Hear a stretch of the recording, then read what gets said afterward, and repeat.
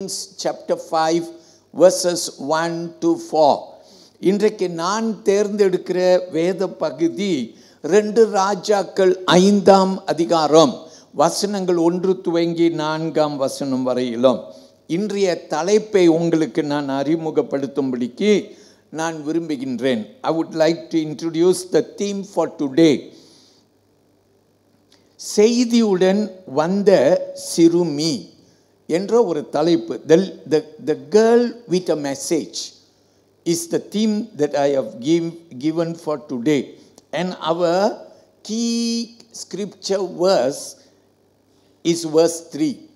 நமக்கு அடிப்படையான திறவுகோல் வசனமானது 2 ராஜாக்கள் 5ஆம் அதிகாரத்தில் 3வது வசனம். Let me read 2 Kings chapter 5 and verse 3. It says, she said to her mistress, if only my master would see the prophet who is in Samaria, he would cure him of his leprosy. அவள் தன் நாச்சியாரை பார்த்து, என் ஆண்டவன்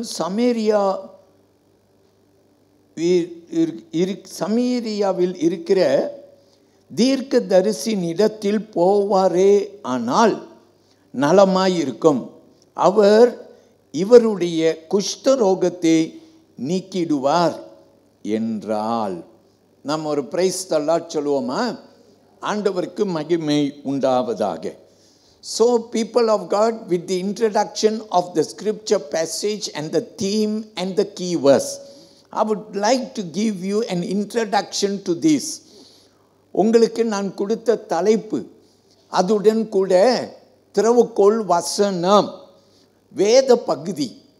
மீண்டும் 2 ராஜாக்கள் 5ஆம் அதிகாரம் முதல் 4 வசனங்கள் மட்டும்தான். இந்த வசனங்களில் இருந்து நான் உங்களோடு ஆண்டவருடைய வார்த்தையை பேச விரும்பி இருக்கின்றேன். கர்த்தர் பெரியவராய் இருப்பாராக.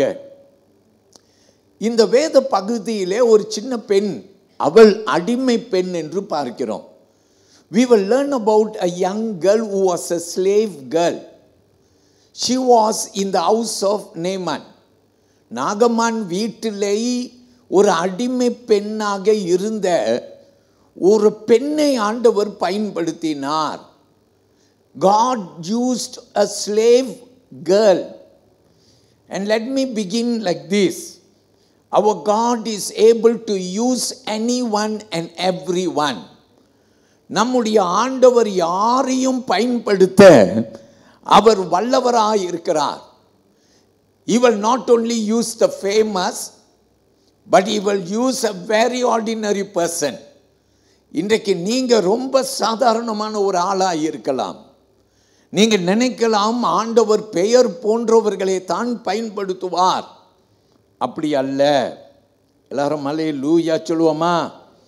தேவ சித்தத்தை நிறைவேற்ற ஆண்டவர் யாரையும் பயன்படுத்துவார். ஒரு ஆமேன் சொல்லுங்க. யாரையும் பயன்படுத்துவார். God will use anyone to accomplish his purpose. You may be a very downtrodden person, a very humble person, maybe even forgotten by your mom and your dad. Your siblings forgot you, even your friends forgot you. But God is a God who is able to look at you and do something through you. Amen. ஆண்டவர் உன்னை அவர் காண்கிற தேவனாய் இருக்கிறார். எல்லாரும் praise the Lord சொல்லுவோம். 1 கொரிந்தியர் புத்தகத்தை எடுத்துக்கொள்ளுங்கள். Come with me to 1 Corinthians chapter 1 verses 26 to 29. Due to time constraint, I will read in Tamil. And those of you who are following in English, please open your scripture. And I hope you can follow me. Once again, 1 Corinthians chapter 1 verses 26 to 29. எப்படி எனில் சகோதரரே, நீங்கள் அழைக்கப்பட்ட அழைப்பை பாருங்கள். மாம்சத்தின்படி ஞானிகள் அநேகரிலே வல்லவர்கள் அநேகரிலே, பிரபுக்கள் அநேகரிலே, ஞானிகளே வெட்கப்படுத்தும்படி தேவன் உலகத்தில் பைத்தியமானவைகளை தெரிந்து கொண்டார். பலம் உள்ளவைகளை வெட்கப்படுத்தும்படி தேவன் உலகத்தில் பலவீனமானவைகளை தெரிந்து கொண்டார். உள்ளவைகளே அவமாக்கும்படி உலகத்தின்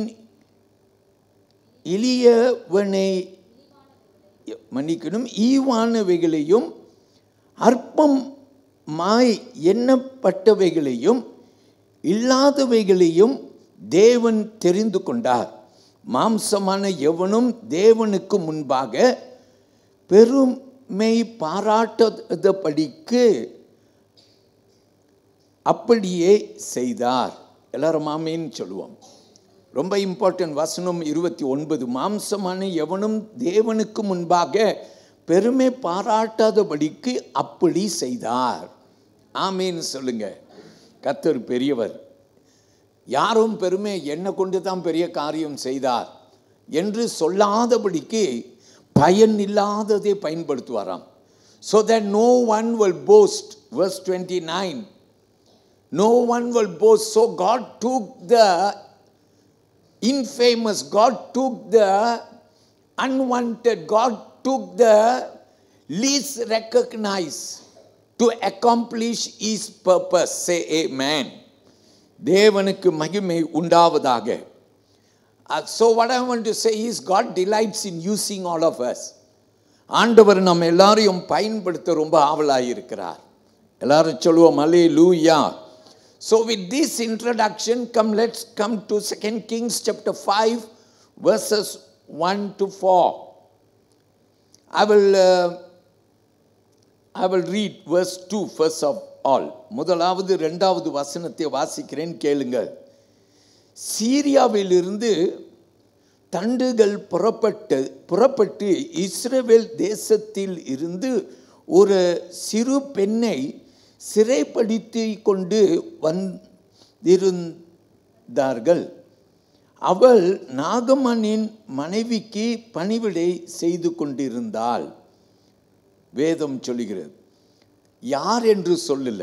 நீங்க பாருங்க, ஒரு சிறு பெண் என்று சொல்லுகிறது. The Bible only says that it was a servant girl, a little girl. Shall we say praise the Lord? Hallelujah. அவ பேர் போன்றவர் அல்ல. She was not a powerful or recognized or known person. She had no title. பிரியமானவர்களே, வேதம் ரொம்ப சுலபமாய் சொல்லுகிறது. நீங்க பார்த்தீங்கன்னாக்கா, அவள் சிறைப்படுத்தும்படி கொண்டு வரப்பட்டவர். She was a Jewish woman. ஒரு யூத பெண். சீரியா ராணுவம் போய் இஸ்ரவேலை தாக்கி பிடித்து வந்த பெண்ணிலே ஒரு பெண் இவள். எல்லாரும் சொல்லுங்க ஹல்லேலூயா. பிரியமான கர்த்தருடைய பிள்ளைகளே, ஆண்டவர் பெரியவர். பேர் தெரியாத ஒருவளை ஆண்டவர் பயன்படுத்தார். பைபிளில் நிறைய பேர் இருக்கிறாங்க. ஆண்டவர் பெயர் கூறல, ஆனால் அவங்க மூலமாய் அவர் நாம மகிமை அடைந்தது. எல்லாரும் சொல்லுங்க praise the Lord.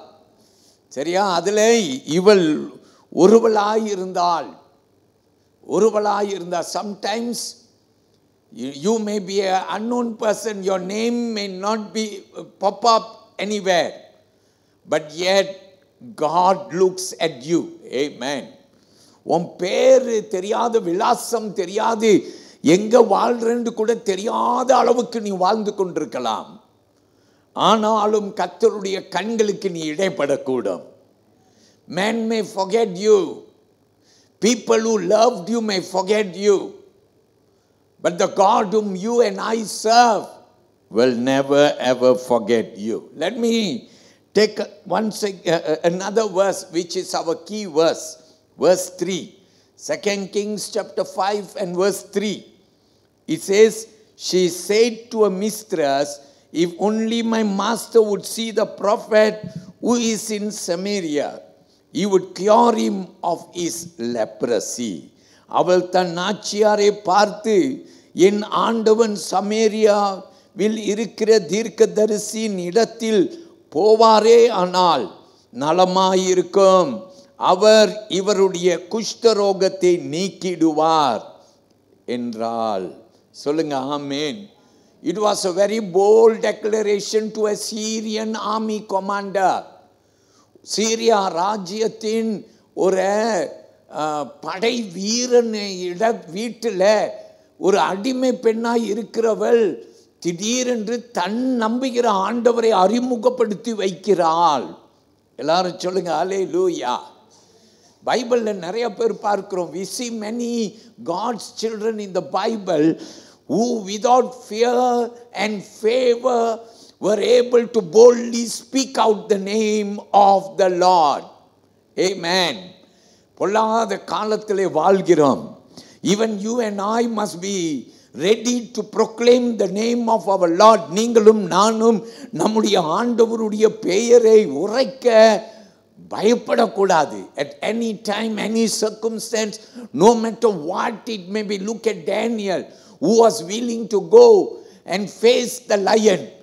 Look at his friends Shadrach, Meshach and Abednego, who were willing to face the fire.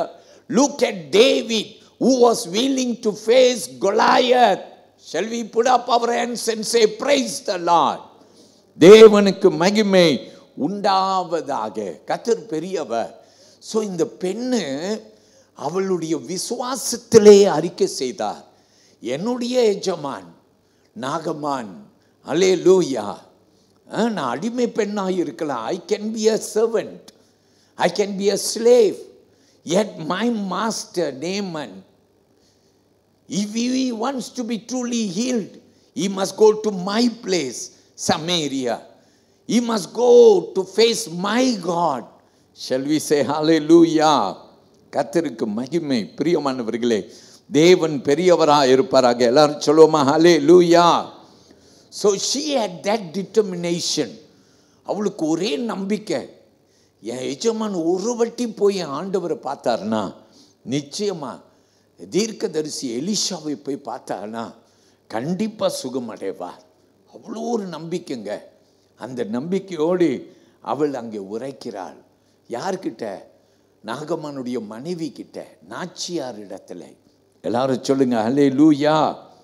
அப்புறம் I want you to understand, the God whom this little girl believed, she believed in the in our God who is alive. Shall we say amen?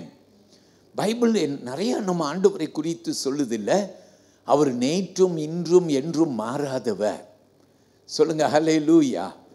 நம் ஆண்டவர் மாறாதவர். Is unchanging. மனிதனின் அன்பு மாறி போகலாம், ஆண்டவர் அன்பு மாறாதான். தாய் அன்பு மாறும், தந்தை அன்பு மாறும், சகோதரர் அன்பு மாறும், காலங்கள் மாறலாம். ஆமீன். ஆனால் வேதம் சொல்லுகிறது ஆண்டவர் மாறாதவர். அல்லேலூயா. So she knew that the God whom she serves is active, he is alive and he is powerful. Amen. அவர் வல்லமை வாய்ந்தவர், ஜீவன் உள்ளவர். எல்லாரும் சொல்லுங்க அல்லேலூயா. இப்படி நமக்கு ஒரு நம்பிக்கை இருக்குமே என்றால், எத்தனை பெரிய வியாதி நமக்கு இருந்தாலும் அந்த வியாதிகளை நீக்க வல்லவர். அப்போ நாகமானுடைய குஷ்டரோகம் சுஸ்தமானிச்சா? நாம் கற்றுக்கொள்ள போகிறோம். இவ தைரியமாக சொல்லிட்டா, அல்லேலூயா, தைரியமாக சொல்லிட்டா. ஆனால் குஷ்டரோகம் சுகமாகுமா? நம்ம நிறையா வெட்டி இப்போ கொஞ்ச நாளாக கற்றுக்கொண்டோம். நாகமான் யோர்தான் நதியில் 7 முறை முங்கி எந்திரிச்சு என்ன ஆனிச்சான்? அவன் குஷ்டரோகம் சொஸ்தமானதான். ஸோ அவன் சொஸ்தமானான். எல்லாரும் சொல்லுங்க ஹல்லேலூயா, ஹல்லேலூயா. ஸோ பிரியமானவர்களே, நாகமன் என்னென்னமோலாம் ட்ரை பண்ணியிருப்பான், என்னென்னமோ முயற்சி செய்திருப்பான். அவன் தேவரையும் அவனுடைய குல தெய்வத்தையும் அவங்க ஃப்ரெண்ட்ஸ் சொன்ன மந்திரங்களையும் தந்திரங்களையும் மருத்துவமனைக்கு போயிருந்திருப்பான், என்னென்னமோ பிரயாசம் எடுத்திருப்பான். ஆனால் அவனுடைய குஷ்டரோகம் அவனை விட்டு நீங்கலை. அல்லேலூயா. பிரியமானவர்களே, இப்போ ஒரு சிறு பெண் சொல்றா, நீ சமேரியாவுக்கு போ, எலிஷா தீர்க்கதரிசியை பார், நீ போ, நீ பார்ப்பாயே என்றால், அவர் உனக்கு ஜெபிப்பாரே என்றால் நீ சொஸ்தமாவாய். எல்லாரும் சொல்லுங்க ஆமென். அந்த 1வது வசனத்தை கவனிங்க. Look at verse 1. 2 Kings chapter 5 and verse 1. It says, தமிழ்ல வாசிக்கிறேன், சீரியா ராஜாவின் படை தலைவன் ஆகிய நாகமான் என்பவன் தன் ஆண்டவன் இடத்தில் பெரிய மனுஷனும் எண்ணிக்கை உள்ளவனுமாய் இருந்தான். அவனை கொண்டு கர்த்தர் சீரியாவுக்கு ரட்சிப்பை கட்டளையிட்டார். மகா பராக்கிரமசாலி ஆகிய அவனோ குஷ்டரோகியாய் இருந்தான். எல்லாரும் ஆமீன் சொல்லுங்க. நல்லா கவனிங்க. பைபிள் வசனம் சொல்லுகிறது, சீரியா இராணுவத்தின் ஒரு தலைவன். பைபிள் சொல்லுது, ராஜாவுக்கு அடுத்த மனுஷன். ஆமேன். He was the next man after the king, very powerful commander in charge to the king's army. எல்லாரும் சொல்லுங்க ஹல்லேலூயா. பிரியமான தேவனுடைய பிள்ளைய, ஒரு இராணுவ தலைவன் இவன். இப்படிப்பட்டவனை குறித்து வேதம் சொல்லுகிறது, அவன் எத்தனையோ யுத்தங்களுக்கு போய் யுத்தங்களை ஜெயித்தவன், ராஜா கண்ணில் தயவு பெற்றவன். எல்லாரும் சொல்லுங்க ஹல்லேலூயா. நம்ம இன்னும் நிறையா இவனை குறித்து வர்ணிக்கலாம்.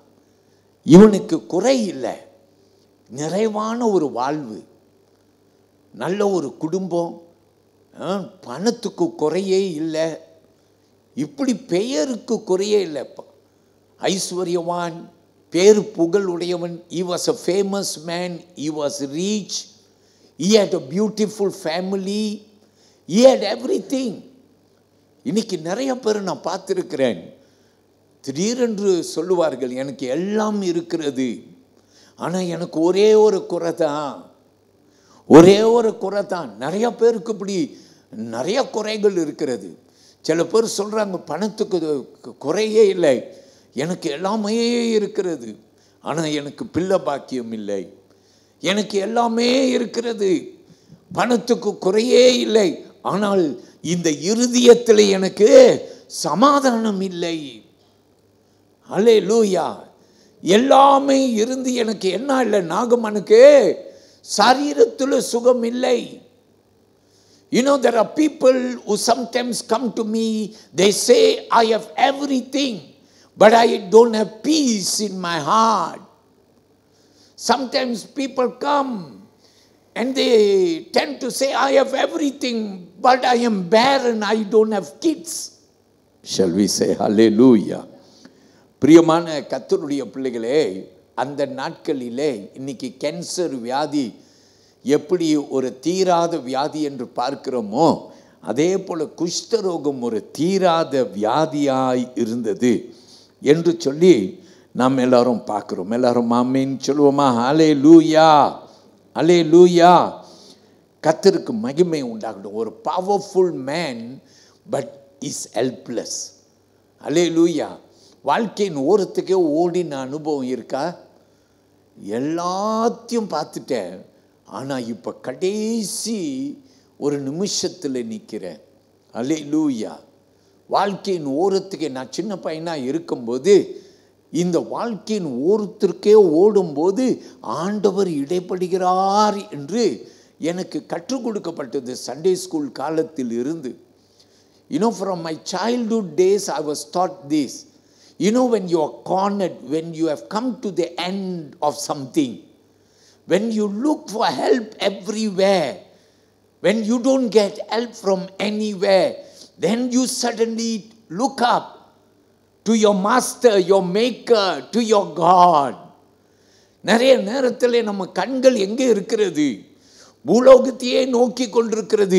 ஒரு மனுஷன் உதவி செய்ய மாட்டானா? யாராவது எனக்கு உதவி செய்ய வரமாட்டார்களா? நம்முடைய கண்கள் பூமியிலே எல்லா இடங்களையும் நோக்கி பார்க்கிறது. ஆனால் ஒரு கட்டம் வருகிறது, யாரும் உதவவில்லை என்ற போது என் கண்கள் ஏறெடுத்து நான் வானத்தை பார்க்கிறேன். சங்கீதக்காரன் எழுதுகிறார், எனக்கு ஒத்தாசை வரும் பர்வதங்களை நோக்கி நான் பார்க்கிறேன். எல்லாரும் சொல்லுவோம் ஹல்லேலூயா. தேவனுக்கு மகிமை உண்டாவதாக. சொல்லுவோமா ஹல்லேலூயா. ஸோ கர்த்தருக்கு மகிமை. தேவன் நம்மை ஆசீர்வதிப்பாராக. ஸோ இப்போ இப்படிப்பட்ட வார்த்தையோ let me share with you 4 thoughts. ஒரு 4 காரியத்தை இந்த 4 வசனத்துக்குள்ளேயே வைத்து நான் உங்களோடு சுருக்கமாய் கொண்டு வரும்படிக்கு நான் விரும்புகின்றேன். I want to speak with you just 4 things very plainly based on these 4 scripture verses. Shall we say amen? கவனியுங்கள். look at verse 3 again. 3வது வசனத்தை திரும்பி கவனியுங்க. we will learn the first thing. Number 1, faith speaks boldly. விசுவாசம் தைரியமாய் பேசும். ஏன் இப்படி சொல்றேன்னா, இந்த பெண்மணிக்கு இருந்த இந்த சிறுமிக்கு இருந்த விசுவாசம் பேச வச்சிச்சுங்க. அல்லேலூயா சொல்லுங்க. அல்லேலூயா. அந்த பெண்மணிக்கு இருந்த விசுவாசம். உனக்கு விசுவாசம் இருந்தா ராஜாக்கள் கிட்ட கூட பேச நீ பயப்பட மாட்டே. தானியேல், ஷாட்ராக், மேஷாக், அபேத்நேகோ ராஜா முன்னுக்கு நின்று சொன்னாங்க, ராஜாவே உமக்கு தெரியட்டும், எங்கள் ஆண்டவர் எங்களை தப்புவிக்க வல்லவர். எல்லாரும் கையை உயர்த்தி ஒரு ஆமீன் சொல்லுங்க. தேவனுக்கு மகிமை உண்டாகட்டும். Daniel, Shadrach, Meshach and Abednego were able to stand before the king, the mighty king, and they were able to say, our God is able to deliver us from your hand. Amen. எவ்வளவு இறக்கியமான வார்த்தை தெரியுமா? ஈஸியாது. அல்லேலூயா. யாருக்கு இப்படி சொல்ல வரோம்? மனசுல வீரம் இருந்தா பத்தாது, விசுவாசம் இருக்கணும். You must have faith. You can be a very mighty man. You can be the strongest person. That doesn't give you courage. Faith gives you courage. Shall we say amen? Hallelujah. பிரியமானவர்களே, அந்த 3வது வசனத்தை கவனிங்க. திரும்பி வாசிக்கிறேன். இந்த வசனங்களை திரும்பி திரும்பி வாசிக்க கேட்க போறோம். வாசிக்கிறேன். அவள் தன் நாச்சியாரை பார்த்து, என் ஆண்டவன் சமேரியாவில் இருக்கிற தீர்க்கதரிசி இடத்தில் போவாரே ஆனால் நலமாய் இருக்கும், அவர் இவருடைய குஷ்டரோகத்தை நீக்கிடுவார் என்றாள். ஒரு ஆமென் சொல்லுங்க. அல்லேலூயா. இந்த பெண்மணியை கவனிங்க. இவளை அடிச்சு பிடிச்சி இழுத்துட்டு வந்திருப்பாங்க. இவ பயங்கர துன்பத்தை பட்டிருப்பா. Do you know the slave woman coming to Syria all the way from her hometown, coming all the way, I'm sure she would have been dragged. அவள் பயங்கர அவமானத்தை பெற்று வந்திருந்திருப்பாள். அப்படிப்பட்ட இவள் நாகமான் வீட்டில் இருக்கும்போது நாகமான் மேலே வெறுப்பு, கசப்பு.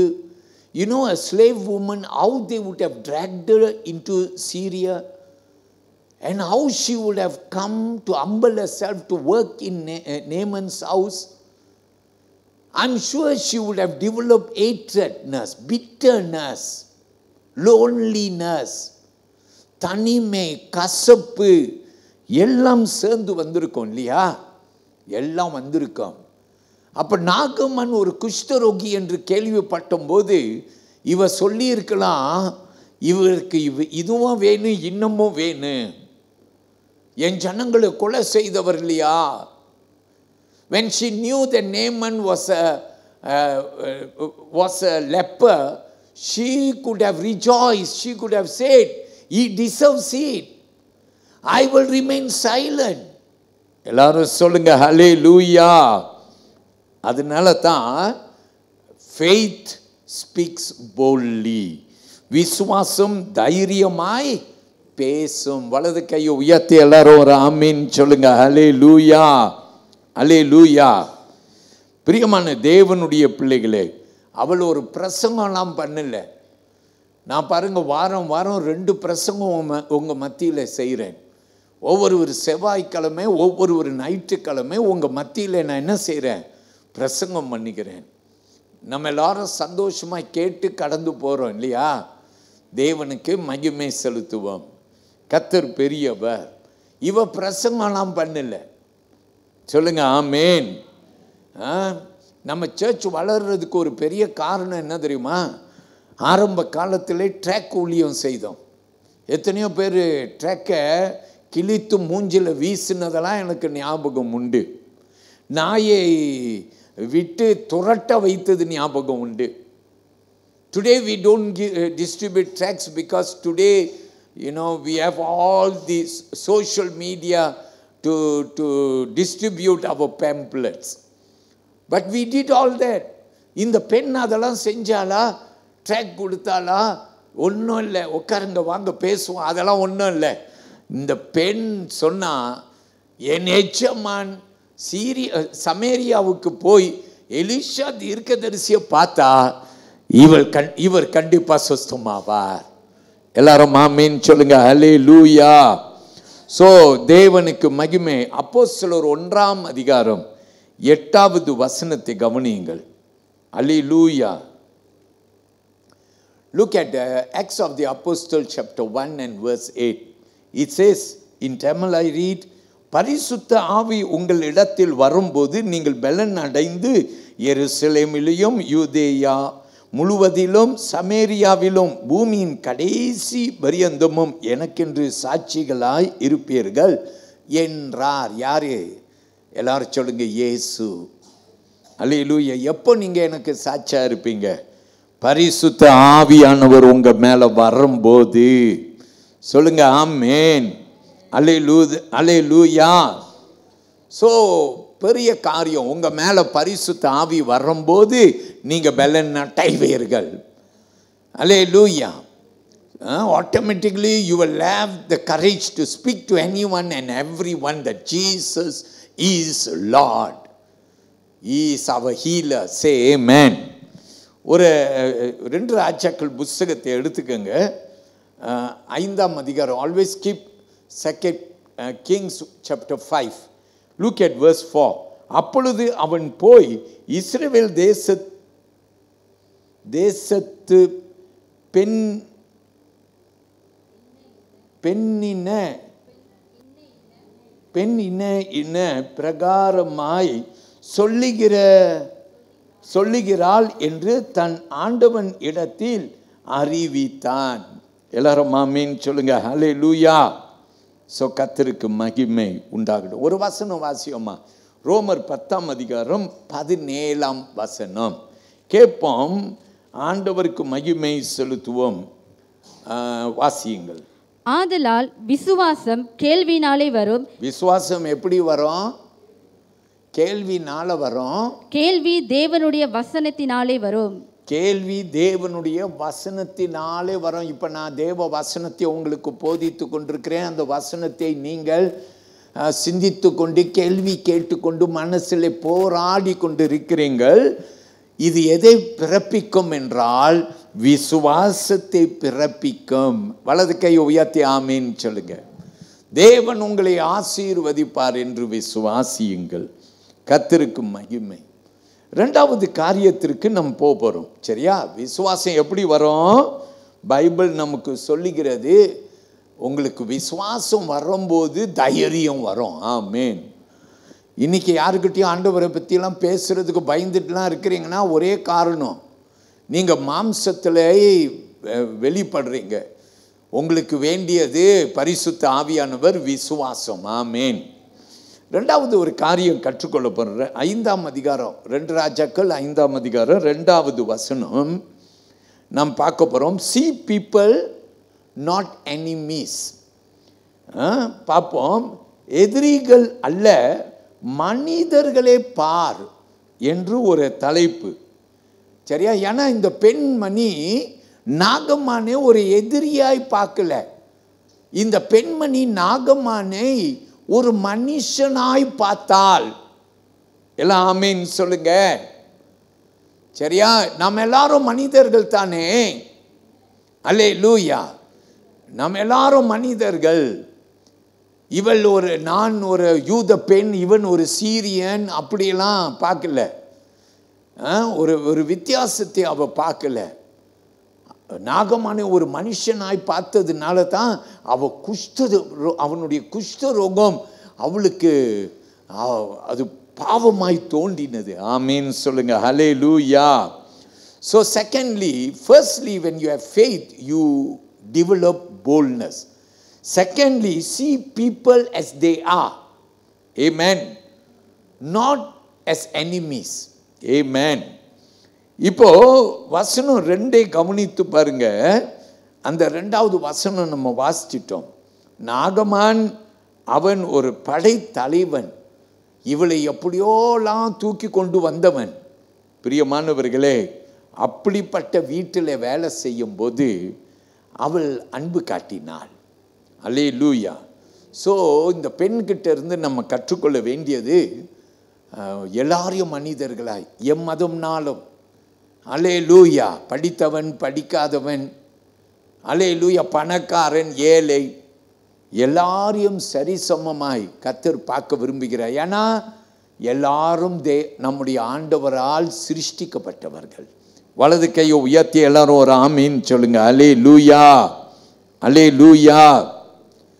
ஸோ அவ பார்த்தா என் எஜமான் ஒரு விரோதி அல்ல, மனுஷன் தான் அவனும். அல்லேலூயா. அது மட்டும் அல்ல, அவன் படுகிற பாடை பார்த்தாள்.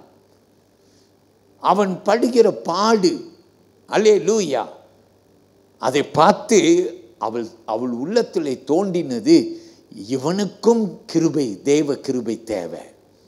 ஆமீன் சொல்லுங்க. இவருக்கும் நம்ம வீட்டில் நமக்கு யாராவது இருக்கலாம், வீட்டில் அண்ணன் இருக்கலாம், ரொம்ப பொல்லாத முரட்டு குணம் உடையவனாக இருக்கலாம். யாரும் மற்ற குடும்பத்தில் உள்ளவங்களாம் சொல்லலாம், எவன் மாறினாலும் இவன் மாற மாட்டான், இவன் பொல்லாதவன். அப்பாவாக இருக்கலாம், ரொம்ப முரட்டுத்தனமாக இருக்கலாம். நம்ம ஒரு தீர்மானத்துக்கு வரக்கூடாது. அதாவது இவன் ரட்சிப்பு அடைய முடியாது, எல்லாரும் தேவ கிருபை கீழ் வருகிறார்கள். Everyone comes under God's grace. We cannot make up our mind to say some people cannot have the grace of God. Shall we say amen? Hallelujah. பிரியமானவர்களே, கர்த்தருக்கு மகிமை செலுத்துவோம். ஒரு வேத வசனத்தை எடுத்துக்கொள்ளுங்கள். மத்தேயு 5ஆம் அதிகாரம் 45வது வசனம். Take Matthew chapter 5 and verse 45. இப்படி செய்வதினால் நீங்கள் பரலோகத்தில் இருக்கிற உங்கள் பிதாவுக்கு புத்திரராய் இருப்பீர்கள். அவர் தீயோர் மேலும் நல்லோர் மேலும் தமது சூரியனை உதிக்க பண்ணி நீதி உள்ளவர்கள் மேலும் அநீதி உள்ளவர்கள் மேலும் மழையை பெய்ய பண்ணுகிறார். எல்லாரும் ஒரு பிரைஸ் தி லார்ட் சொல்லுங்க. God is fair to everybody. He showers rain upon everyone. Shall we say amen? And he also showers sunlight upon everyone. எல்லாரும் மேலேயும் சூரியனை உதிக்க பண்ணுகிறார். கிறிஸ்தவன் மேல மட்டும் அல்ல, நல்லவர்கள் மேல மட்டும் அல்ல. வேதம் சொல்லுகிறது, ஆண்டவர் நல்லோர் தீயோர் துன்மார்க்கன் நீதிமான் எல்லாரும் மேலேயும் அவருடைய சூரியனை உதிக்க பண்ணுகிறார், மழையை பெய்ய பண்ண. God is fair to everybody. அநீதியின் தேவன் அல்ல.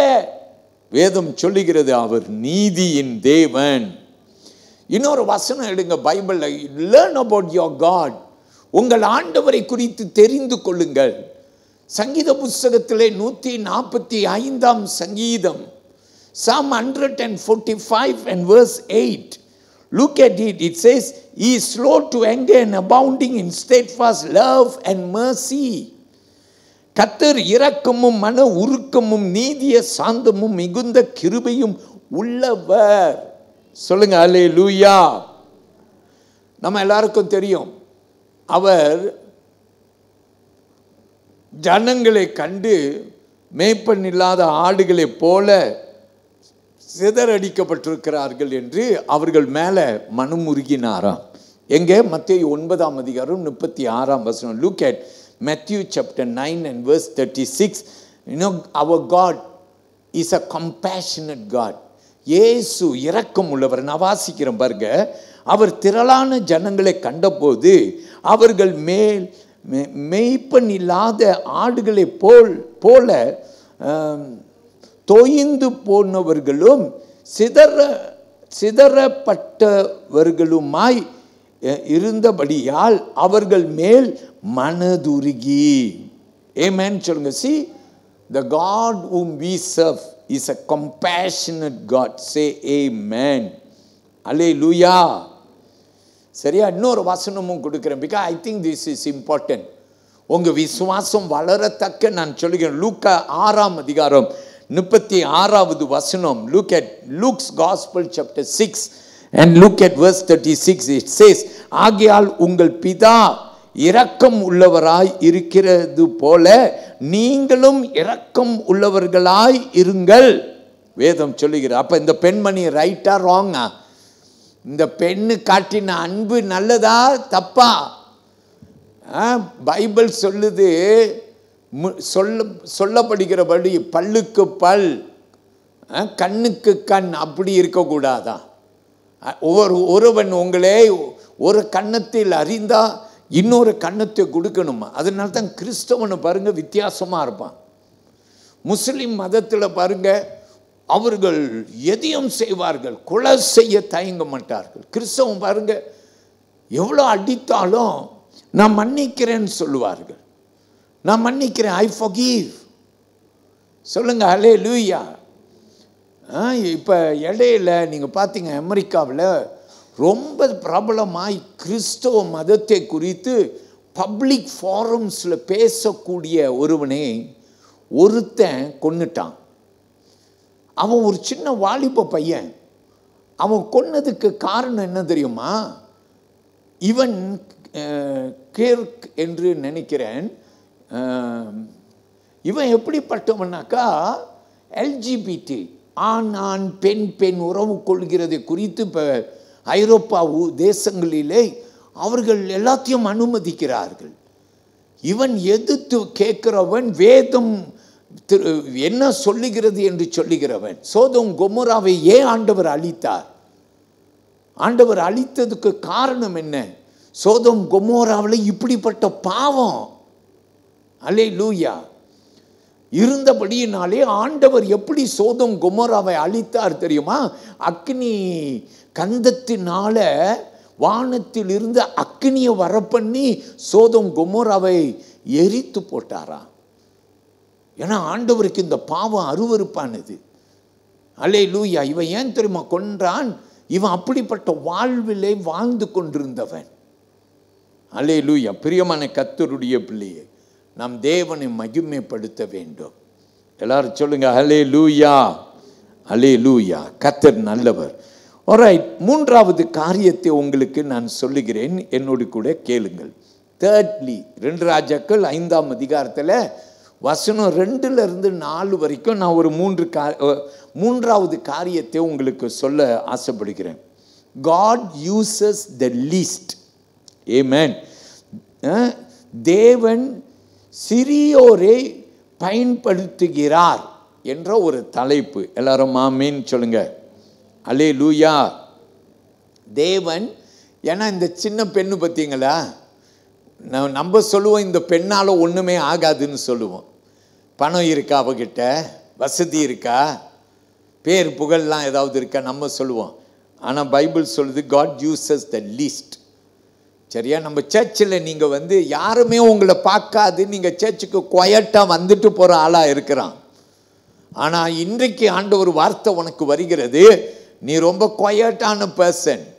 ஆனால் ஆண்டவர் சொல்லுகிறார் உன்னையும் பயன்படுத்த தேவனால கூட ஒரு ஒரு பெண்ணை ஆண்டவர் பயன்படுத்தினார்னா, அதுவும் அடிமை பெண்ணை அவர் பயன்படுத்தினார்னா, அவர் உன்னையும் பயன்படுத்த வல்லவராக இருக்கிறார். எல்லாரும் சொல்லுவோமா ஹல்லேலூயா. God is able to use you. Shall we say amen? Let me give you a scripture verse. 1 Corinthians chapter 1 and verse 27. 1 கொரிந்தியர் 1ஆம் அதிகாரம் 27வது வசனம். ஞானிகளை வெட்கப்படுத்தும்படி தேவன் உலகத்தில் பைத்தியமானவைகளை தெரிந்து கொண்டார். பலம் உள்ளவைகளை வெட்கப்படுத்தும்படி தேவன் உலகத்தில் பலவீனமான அனைவைகளை தெரிந்து கொண்டார். எல்லாரும் ஆமேன் சொல்லுவோம். அல்லேலூயா. கர்த்தர் பெரியவர். ஆண்டவர் பைத்தியத்தை பயன்படுத்த முடியும். ஆமேன் சொல்லுங்க. எல்லாரால நீ புறக்கணிக்கப்பட்டிருக்கலாம். அல்லேலூயா. ஆனால் கர்த்தர் உன்னை பயன்படுத்த வல்லவராய் இருக்கிறார். இயேசு கிறிஸ்து இந்த பூமியில் பிறக்கும்போது ஏழையின் ரூபத்தில் மாட்டு தொழுவத்தில் பிறந்தாராம். அல்லேலூயா. ஏன்? ஐஸ்வர்யவான் மத்தியில் பிறந்திருக்கலாமே. அவர் தன்னுடைய பரலோகத்தின் ஐஸ்வர்யத்தை விட்டு பூலோகத்திலே தரித்திரராய் வந்தாராம். ஏன்? எல்லாரையும் ஆதாயப்படுத்தத்தக்க. அல்லேலூயா. ஸோ பிரியமானவர்களே, கர்த்தர் பெரியவர். லூக்கா 2ஆம் அதிகாரம் 7ஆம் வசனத்திலே இதை நீங்கள் கற்றுக்கலாம். Look at Luke's Gospel, chapter 2, verse 7. அவள் தன் மூத்த பேரான குமாரனை பெற்று சத்திரத்திலே அவர்களுக்கு இடம் இல்லாது இருந்தபடியினால் பிள்ளையை துணிகளில் சுற்றி முன்னணியில் கிடத்தினாள். இயேசுக்கே சத்திரத்திலே தலை சாய்க்கக்கூட இடம் இல்லாத ஒரு பிறப்பு. ஆனால் அவர்தான் இந்த உலக இரட்சகர் என்று நாம் எல்லாரும் அறிகிறோம். எல்லாரும் சொல்லுங்க ஆமேன். கர்த்தருக்கு மகிமை. பிரியமானவர்களே, கர்த்தர் பெரியவராக இருக்கட்டும். எல்லாரும் சொல்லுங்க ஆமேன். I will give you one more verse. சகேரியா 4ஆம் அதிகாரம் 6ஆம் வசனத்தை பாருங்கள். Look at Zechariah chapter 4 and look at verse 6. அப்பொழுது அவர் செருபாபேலுக்கு சொல்லப்படுகிற கர்த்தருடைய வார்த்தை என்னவென்றால், பலத்தினாலும் அல்ல, பராக்கிரமத்தினாலும் அல்ல, என்னுடைய ஆவியினாலே ஆகும் என்று சேனைகளின் கர்த்தர் சொல்லுகிறார் என்று வேத வசனம் நமக்கு சொல்லுகிறது. எல்லாரும் சொல்லுங்க அல்லேலூயா. கர்த்தர் பெரியவர். So with this I want to tell you that God Almighty is able to use anyone. If he was able to use a slave girl, a girl whose name is even not mentioned, he is able to use all of us. And finally I will close with this. 4வது காரியம் 5வது அதிகாரத்துக்கு வாருங்கள். Come with me to chapter 5. I call you to come to chapter 5. 2 ராஜாக்கள் 5ஆம் அதிகாரத்திற்கு என்னோடு கூட வாருங்கள். அதில் நாம் 2வது வசனத்தை கவனிக்க போகிறோம். I will read it for you. Okay?